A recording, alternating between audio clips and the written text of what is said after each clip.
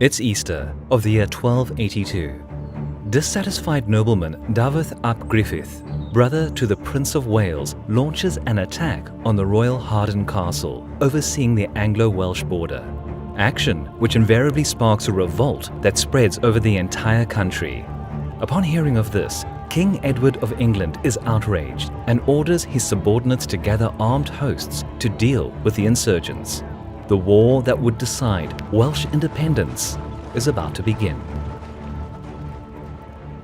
This video is sponsored by CuriosityStream. CuriosityStream is a documentary-based streaming service that is sure to leave you spoiled for choice.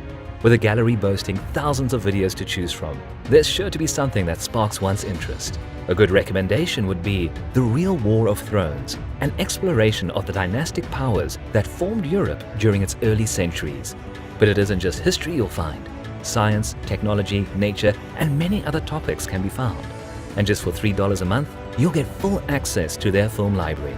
But if you use the link in the description below and use the promotional code BAZBattles, you'll get a 30-day trial absolutely free.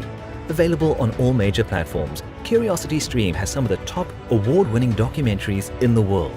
Follow the link in the description below and see for yourself.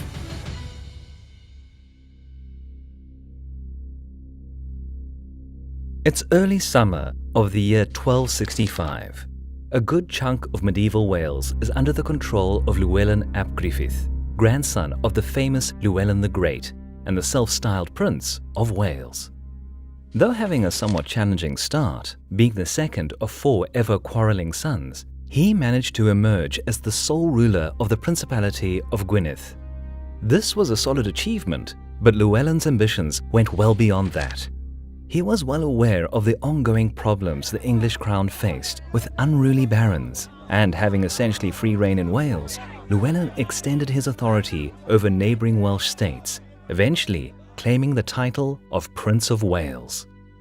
When the turmoil in England escalated into full-fledged civil war, Llewellyn obviously capitalized on this, seeking means to strengthen his position in the region.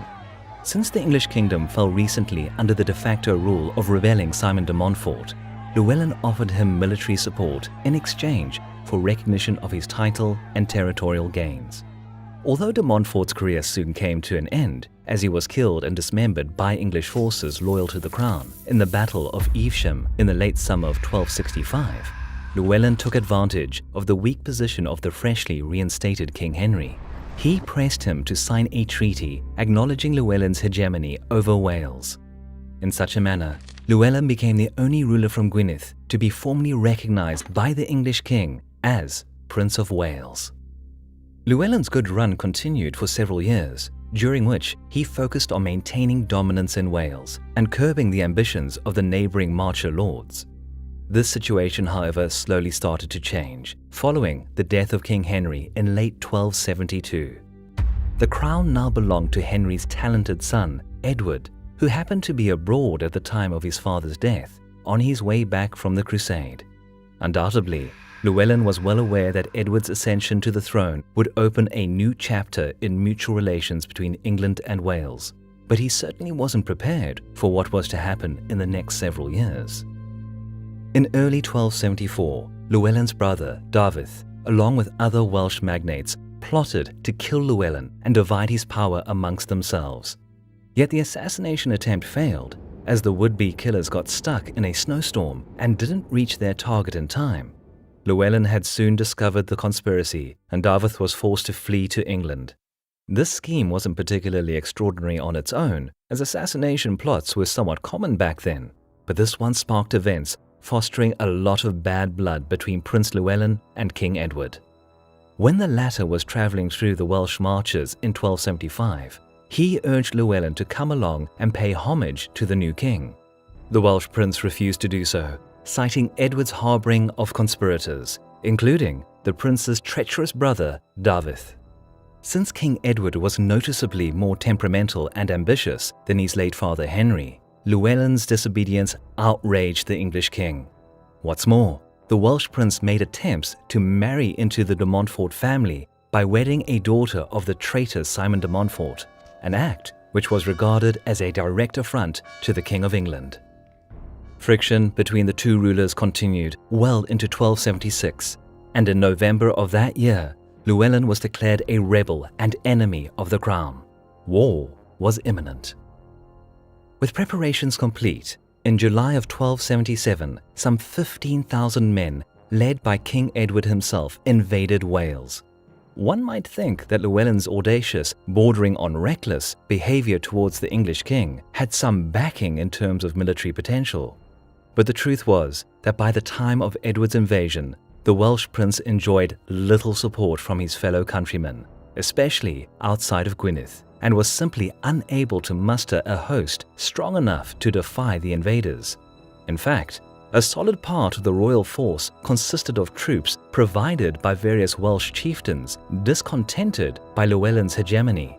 Therefore, Edward's campaign was swift, as Llewellyn avoided any direct confrontation. By early November, royal troops enforced direct English control over almost the entirety of Wales. Although Llewellyn kept a grip over his power base of Gwynedd, the eastern part of his principality was ceded to the English crown, while the remaining portion of the land was granted by Edward to Llewellyn's brother, David.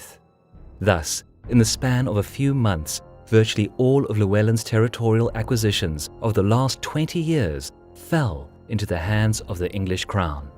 Edward also ensured that Welsh autonomous rule would end upon Llewellyn's death, though he was allowed to keep his now merely nominal title of Prince of Wales. In order to tighten his grip over the conquered lands, Edward erected a tight-knit chain of castles encompassing Gwynedd and reorganized the conquered districts as shires and hundreds. A period of fragile peace followed as the Welsh tried to get used to this new reality.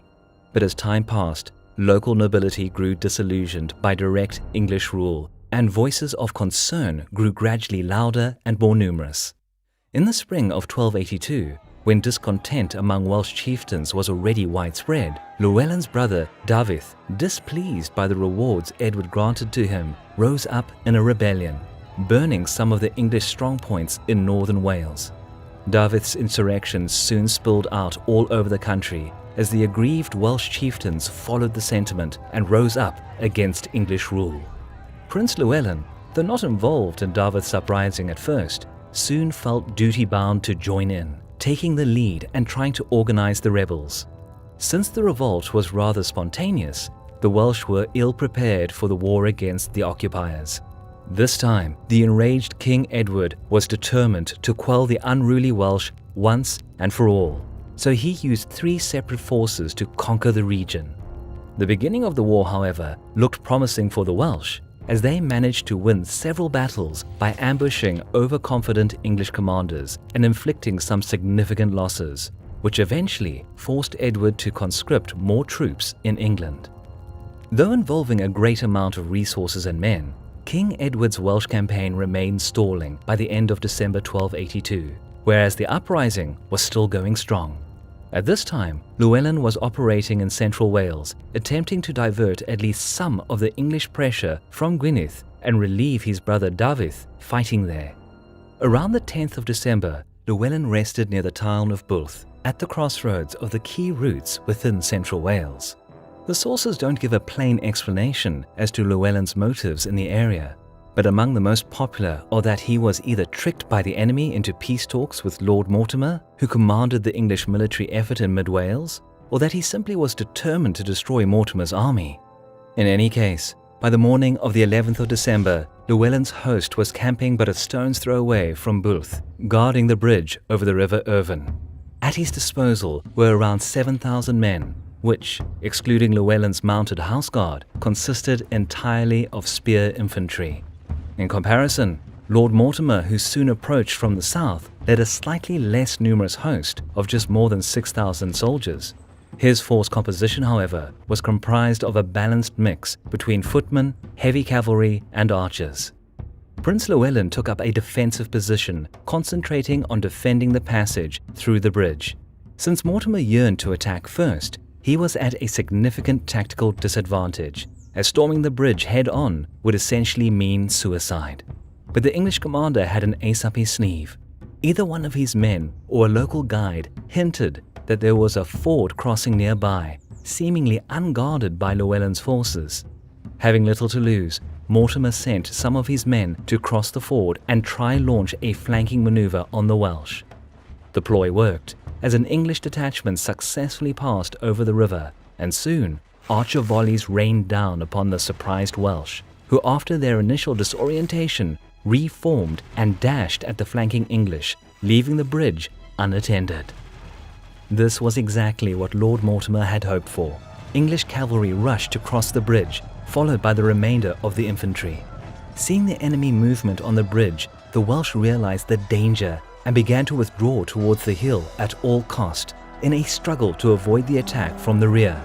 This move cost many lives, but the retreat was more or less in order, as the English flanking infantry didn't pursue the enemy. Still, it was a cold comfort for Llewellyn's troops, as in the meantime, Mortimer's heavy cavalry completed lining up, and the blare of the horns signaled the attack. The riders rushed out of their positions and furiously struck the Welsh infantry. Llewellyn's weakened troops were not able to organize in time to resist the charge. Hundreds perished in the first strike, and the rest, unable to hold off the English pressure, broke and fled the battlefield, trying to save their lives. Sources differ on how and where Llewellyn died, but it's plausible that he was killed in either phase of the battle. The Welsh death toll amounted to roughly 2,000, but it was the prince's death that shook the rebellion. Abruptly stripped of his leadership and authority, southern and central Wales was soon subjugated by King Edward's forces. Dafydd, who took the title of Prince of Wales, somehow resisted the English in Gwynedd until June of the next year, when he shared the fate of his brother and was executed by the English. The Welsh rebellion of 1282 met a dreadful end. Prince Llewellyn, posthumously dubbed as Llewellyn the Last, was virtually the last fully independent Welsh prince. Despite strong resistance of the Welsh people, King Edward's methodical campaign and skillful leadership allowed him to absorb the entire country into the English crown. Though the Welsh maintained their identity and carried out other revolts in subsequent decades, King Edward and his successors made sure to maintain English dominance in Wales for the centuries to come.